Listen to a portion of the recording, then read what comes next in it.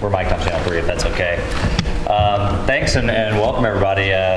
Merry Christmas, Happy Holidays, Happy Hanukkah. Hanukkah started.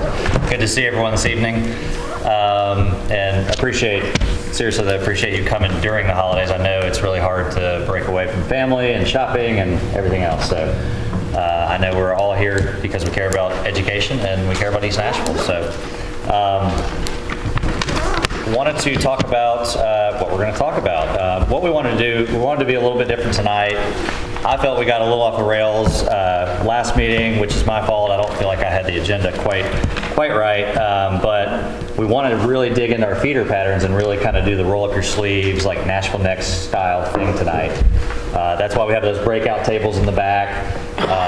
We're going to have a little guest speaker with Chris, but just do it a little bit different tonight, you know, like actually like feel like we're working and get some stuff done. So that's what, you know, the shift in the agenda.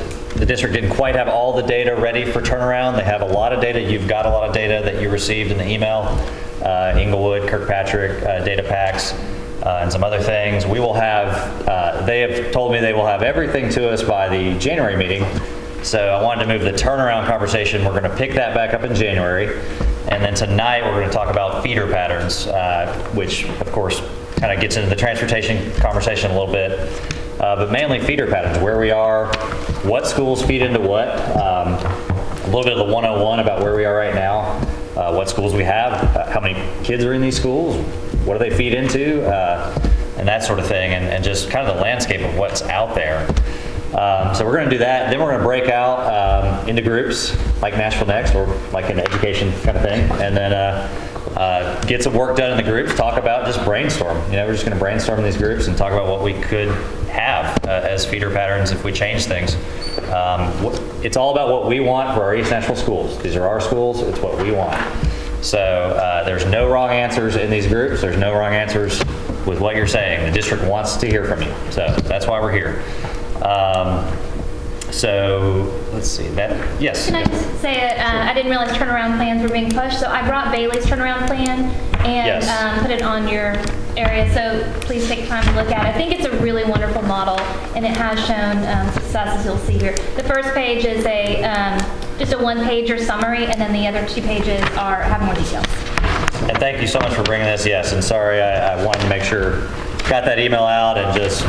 We're only pushing it one meeting, and then we're going to get right back into this, and we'll use this as a starter point and talk about the turnarounds, especially our schools that are in the bottom 5%, and the bottom 25% schools, and obviously talk about turnaround plans. So, but just kind of we wanted to back out here and talk, you know, like where are we as a whole in East Nashville, where are we going, that sort of thing. So I wanted to introduce Chris Weber, who's with the district. He's just here to give us a little bit of an overview and just kind of talk about just kind of some 101 stuff, like what we have, how the enrollments are at these schools, and go just spend a few minutes on that. I think he's going to be about 15 minutes or so. And then after that, we're going to break into these groups and talk about what it could be. So I'm sure all of you can hear me fine. I'm just going to use this mic so the camera set up and everything. First off, our goal as a district is that all of our schools would be high achieving and that we have no priority schools in 3 years. And so, you know, this group is focused on the East Nashville area and the community, and we want all schools in East Nashville to be great schools.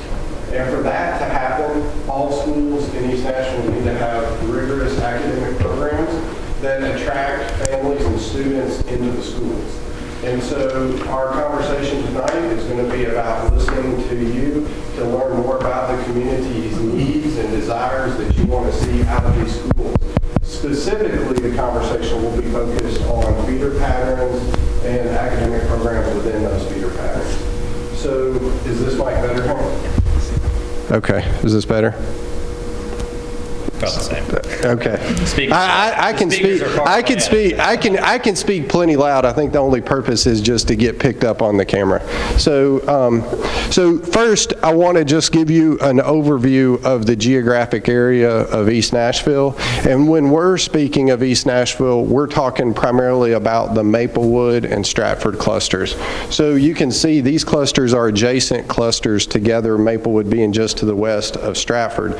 Now, in the entire Metro Davidson area, we're broken up into 12 high school clusters, so all of the high schools have feeder patterns through these cluster type structures, okay? And so within each cluster, they're broken out, and you see this feeder pattern down here, which is a little hard to see. But every zoned elementary school has a given feeder for the middle, and then each of those middles feed into a high school. And so in these two clusters, you can see that the elementaries are all the zoned elementaries are K4, all the zoned middle schools are 5-8, and the zoned high schools are 9 through 12.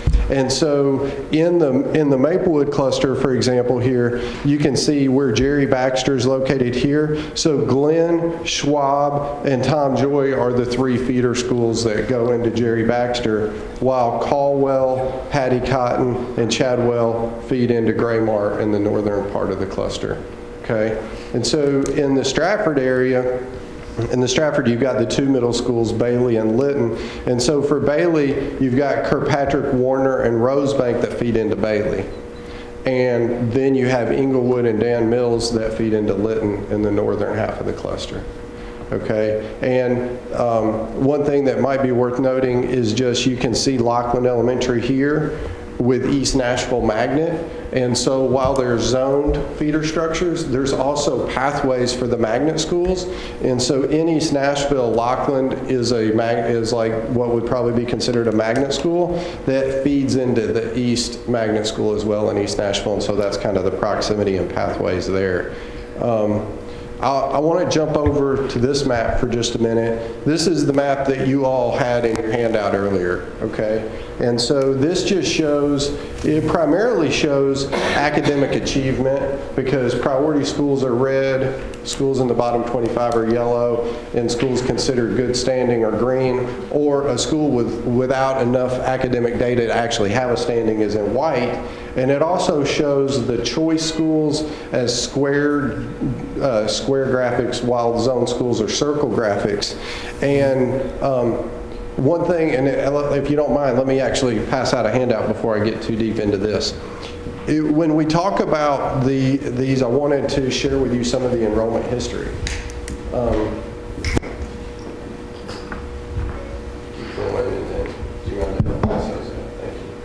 So what I'm passing out is basically a report showing all of the schools in East Nashville, so whether they're magnet schools, charter schools, zone schools, all schools, their enrollment history, as well as their capacity.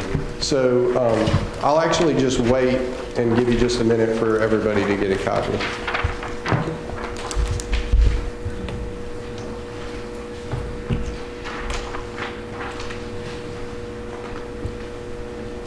The schools in this report are sorted by cluster, and so the zone schools within Maplewood, and then the middle schools, and then the high school for Maplewood, as well as Stratford, then the two middle schools in Stratford, and then just the magnet schools, and then the charter schools.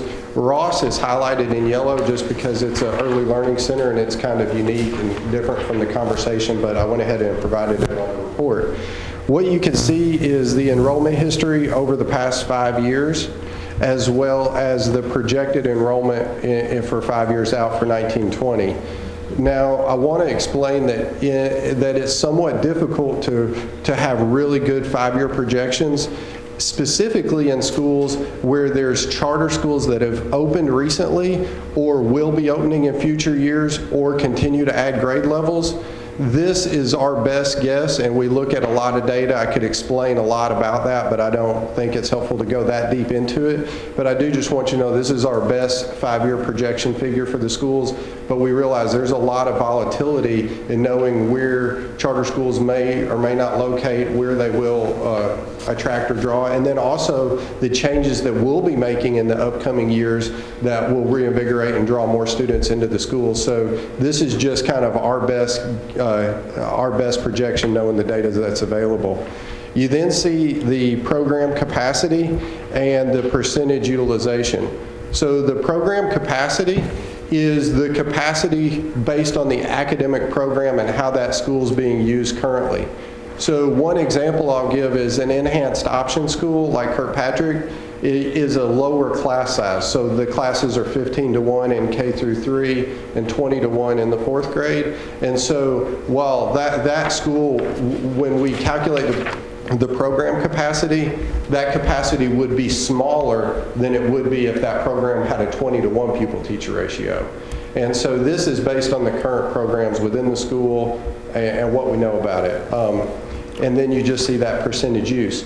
So the reason why I shared this with you, and I was leading the prelude into this map, is to show the utilization of schools. And so what I did was I took this map and I just highlighted schools that are less than 85% of capacity. So in our marker, we would like to see schools at least be 85% capacity or more. There's 12 schools, 6 in each cluster, that are less than 85%. And there's 7 schools that are actually less than 70% capacity.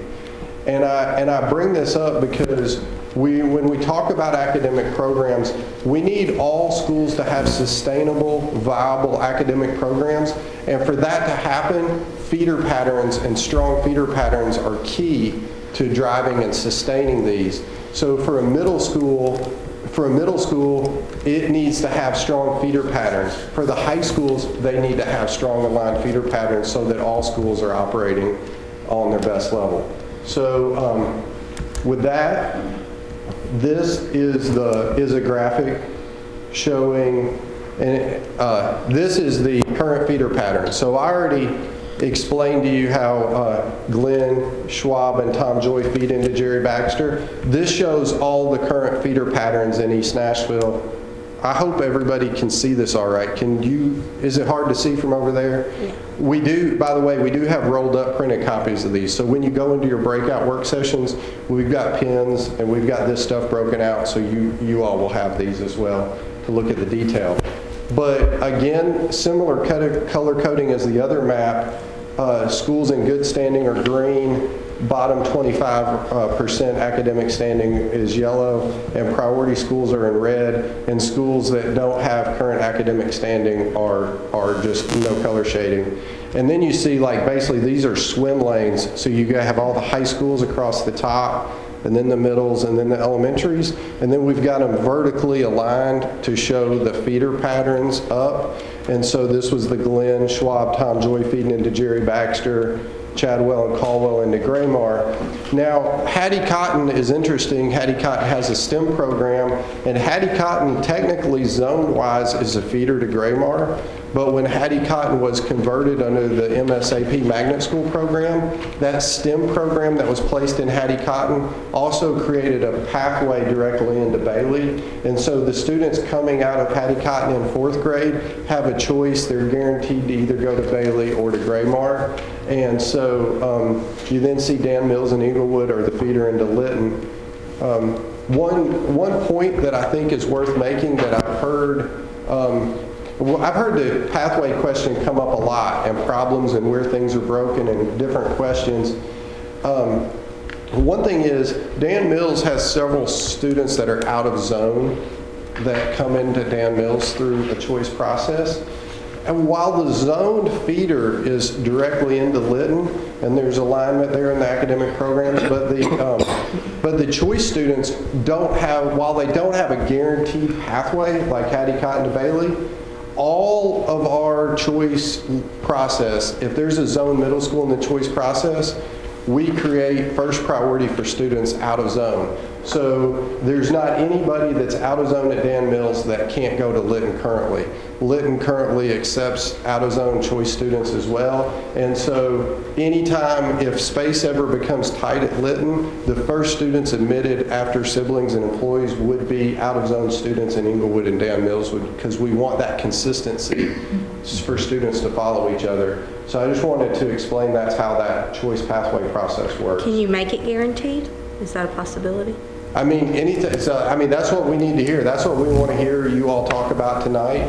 You know, I could give you kind of the rationale for why it's established the way it is, but I don't think that's helpful. I think you all need to just brainstorm and talk about things openly. So, what you see here is in Kirkpatrick, you've heard the recommendation that it would be a conversion school to KIPP. And so following the school board's vote in January, this is showing the pathway for KIPP, assuming that goes into effect, would go to KIPP Middle School and Bailey as far as the zone middle there. You see the East Padea alignment, and on the far right, you see all the various charter schools. So KIPP Middle is a charter. You've got Liberty, and then now the Republic High School is going to be opening next year. This shows that it's actually going to be opening in the old brick church building, which is just barely outside of the actual East Nashville area. The old brick church building is actually like just not far from here. It's right up the road. But this just shows all the various charter schools, and not all the elementaries in the charter schools have feeder paths, so we just listed those here to the right.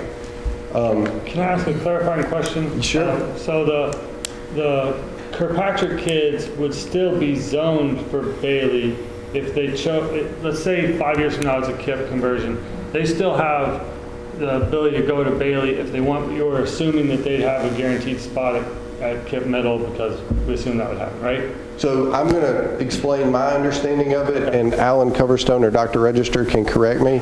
But yes, so Kirkpatrick will remain a zone school. So while it goes through a conversion, it would still be a zone school. Those students in Kirkpatrick would remain zoned to Bailey. So if you were a middle school student moving into that area, you'd be zoned there as well. And the fourth graders leaving Kirkpatrick would still have that zone feeder into Bailey. But the KIPP program and the KIPP pathway and their concept is that they would also be able to continue in that KIPP program to the KIPP Middle School. So essentially the students, when they leave fourth grade, once that transition process is complete, they would have they could make the choice between which middle school to go to.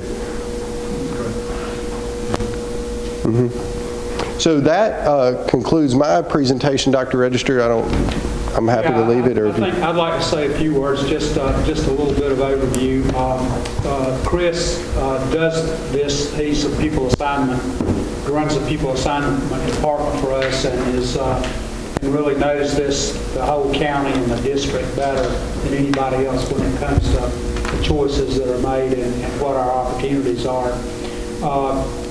Let me back up just a minute and say that we're now working at Kirkpatrick with the faculty there and with the parents and with KIPP and MNPS together to change the conversation there, to talk about what the opportunities are for children and what possibilities they have. You've heard a little bit about that since that announcement was made. So that conversion recommendation's made and is out. And what we're trying to do is a better job of explaining that.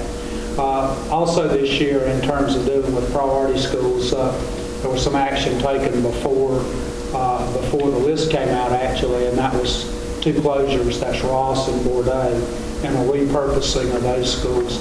And those are going very well, by the way. They're outstanding pre-K models, and as you know, we just got a pre-K grant for $33 million, and a lot of it's because we had made a decision to go to these models and had support from Metro Council to fund them and feel like it's really going to take us a long way there.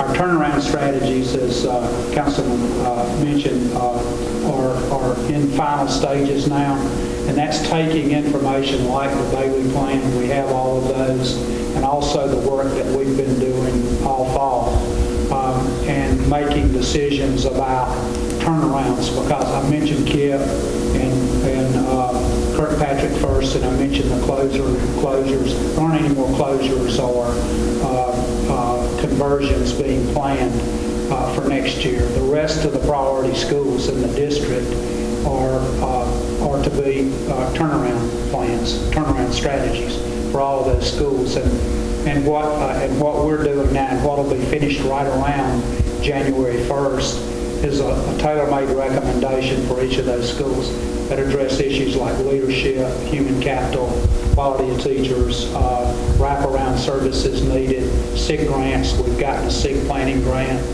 What we're doing with those, and the possibility of repurposing or changing the purpose of some of those schools as we go forward. I've been looking forward to this conversation tonight, and I'm it's talking as fast as my accent will let me to get into the next phase of the work. When you focus on the East Nashville strategy now and the longer range work, and that's where we really need your input. We want to know what you think works here from a parent's perspective, from a teacher's perspective. We really have three different sets of issues to deal with, three buckets, if you will. And the one that we're looking at tonight is strong pathways. And let me say that and this is something that we've heard all over East Nashville, is that parents want to know that they've got a strong K-12 pathway that they can choose and be guaranteed. This doesn't allow for that. There are dead ends. There are red and yellow schools on there. That's priority and bottom 25%. What we want to do is put together a plan that will turn all of those green, but also, and that's excelling or achieving schools, but also to guarantee pathways. And the capacity issue is important because we do have flexibility. We've got more flexibility in this area to make positive changes than we do in a lot of other areas. When you go to South Nashville, we have no flexibility there. All of our schools are overcrowded. We're building schools as fast as we can there.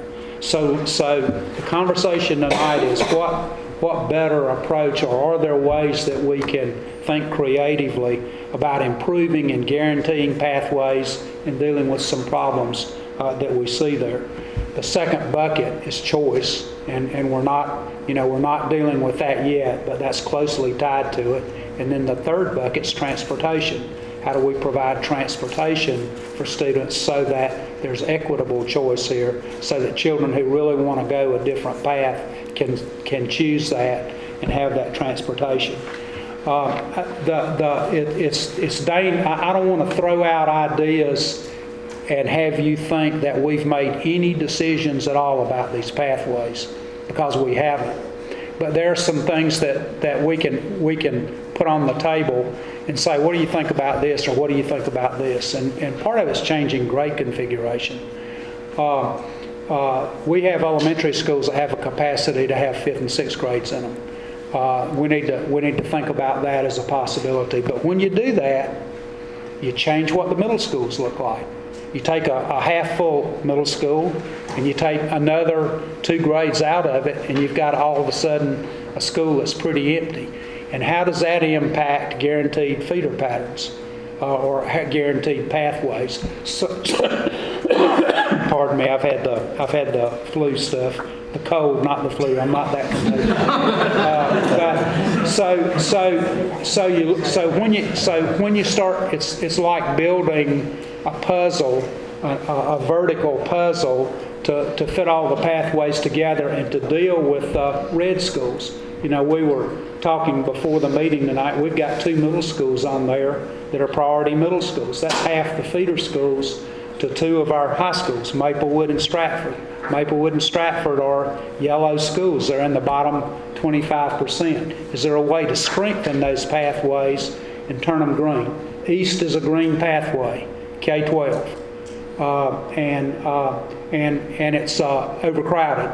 Is there a way to increase the capacity in that pathway? Can we convert one of those red schools to a liberal arts school, to a pathway to become a couple of grades for East, so that we can increase the capacity of the Paideia approach and build and increase the capacity in the high school. There's several different approaches to that.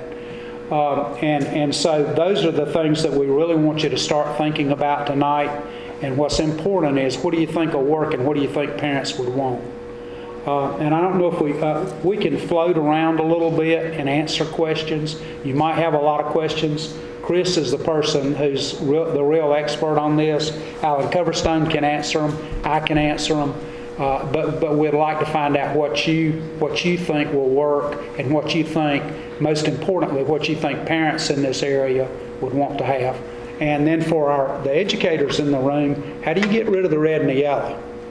What do we do? What do we do to change that? And part of that's the turnaround strategies that we'll be listing for you. But also, how do you can do that through the pathways too. You can get people to choose those pathways in higher numbers, and I think that's what we're after. Yeah, and I just want to reiterate, there are no wrong answers in these groups. You can have a more conservative approach where you don't want to change too much, or you can have a more radical approach where you want to just kind of play around and do different things and create configurations and go more radical. So there are no wrong answers. We want to hear all the ideas and get them out there. Yes, Before we get started on that, I just wanted to question a couple of assumptions that I'm hearing and making sure that before we jump in and do this, that we all understand this. So one assumption is that schools need to be at capacity. So is that something that is an absolute? Is that a fiscal problem? Is it? No, we've not made any decisions. We've closed a couple of schools, more for its effectiveness than because it's underutilized. If you look at the list, we've got some really small schools on there. We could have recommended combining some more. I don't necessarily think that's the right way to go. I'll tell you one that I think is absolutely not the right way to go, and that's to combine Jerry Baxter and Graymark. You can put all the kids in both schools in Graymark, but it would be a big middle school, and I don't think that's the way to go. Yeah, so what the capacity does, when you look at the underutilized capacity, it shows you, one, that you've got flexibility. You can restructure K-12 pathways, and also room to grow.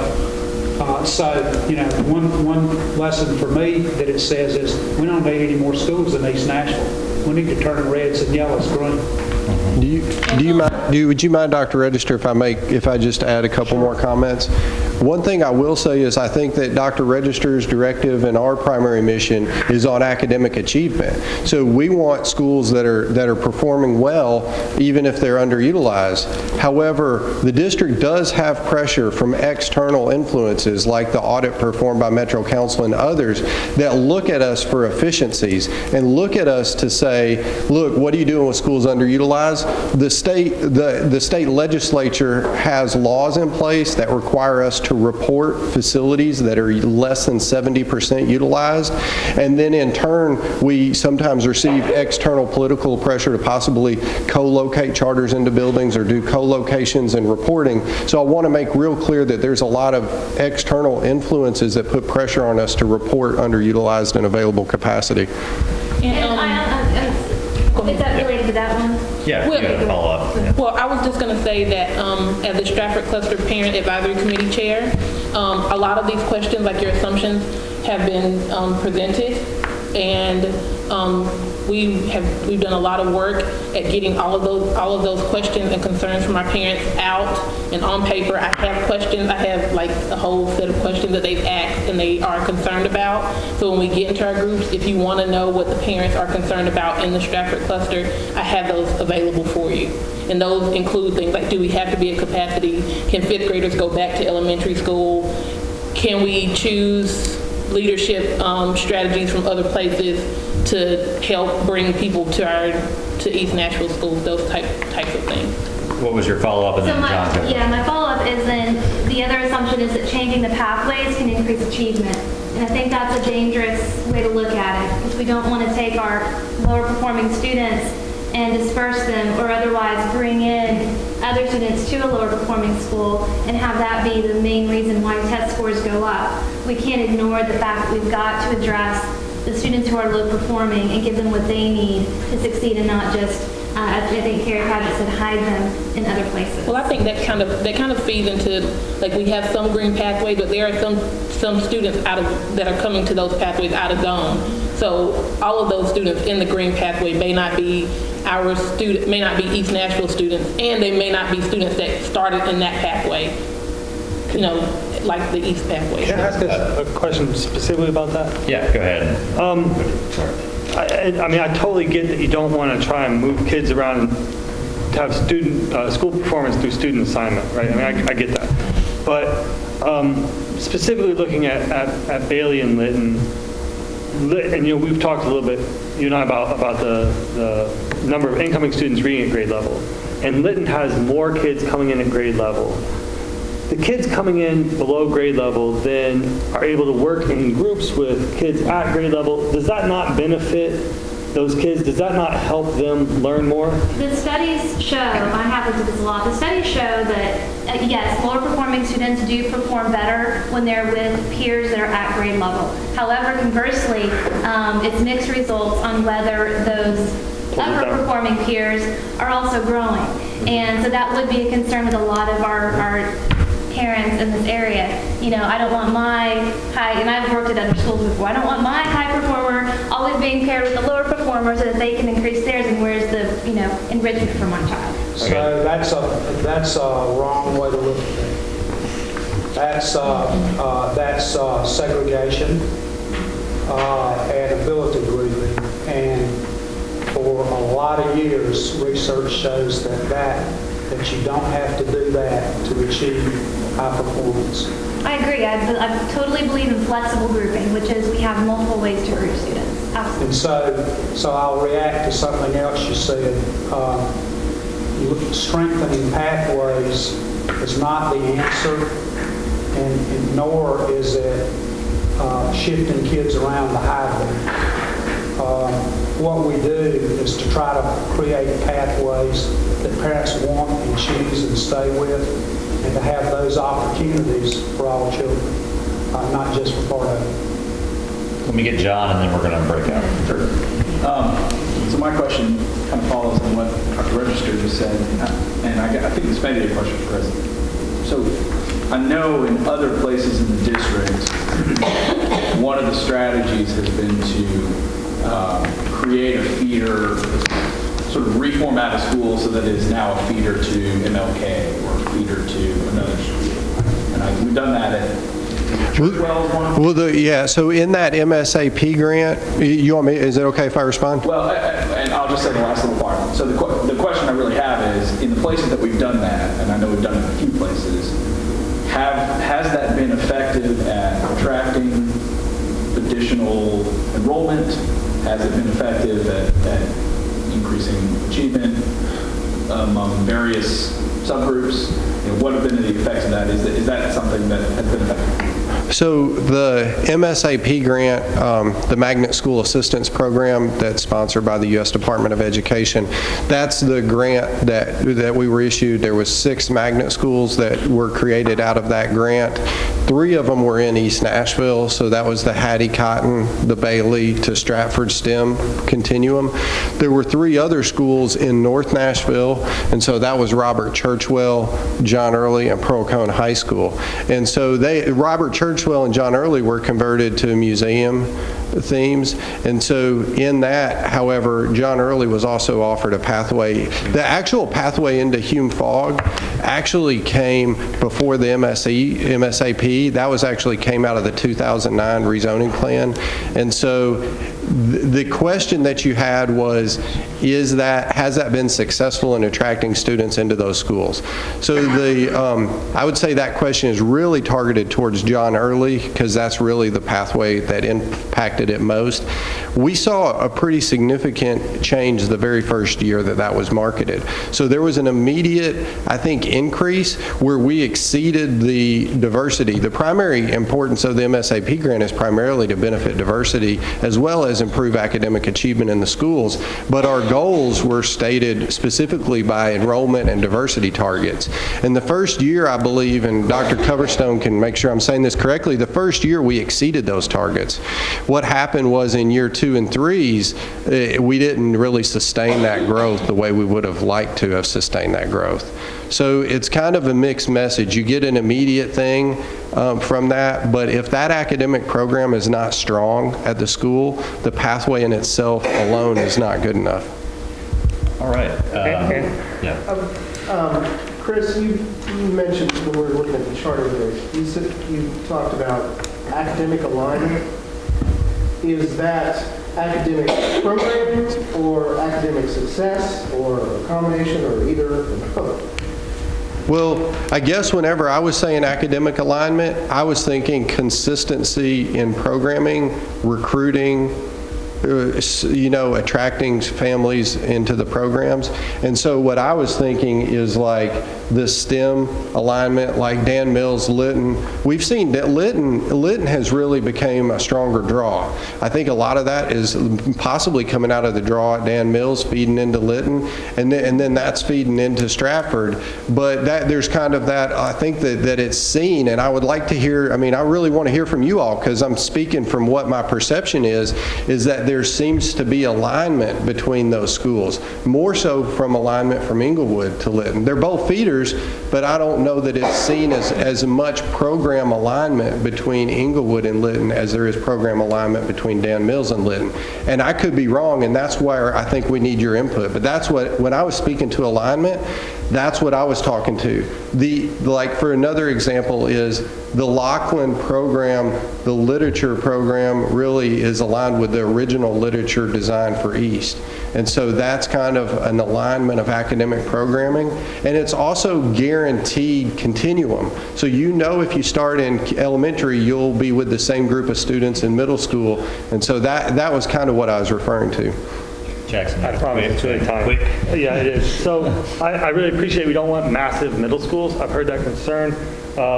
You mentioned possibly adding space at East before, but we don't know how many students are in the middle and how many are in the high. So do you have an idea, does anybody have an idea how many students are in middle and high of those, let's say, 5-year projection 1208 or the current year? So let me I want to make sure I'm understanding your question. Are you asking how many students are in the elementary schools and middle schools? The East Nashville Magnet says 1170 for this year, right? Okay. But that is 5 through 12. Yeah. So when you this feeder chart that you've got, that when you go to your breakout session, it breaks East into a middle and a high school. So it shows the middle enrollment is 470, and then the capacity, because they're on the same site, but they're actually in 2 separate buildings. And so the capacity for that middle school is 485, and then the high school 731. And so when you get to this chart, the East is split into 2. Thank you. Okay, we will do 30 minutes in the groups. They're going to run around. We're going to have lots of questions as we get in the groups. So Chris is going to be available, Dr. Register. And then each group have a captain, please, and we'll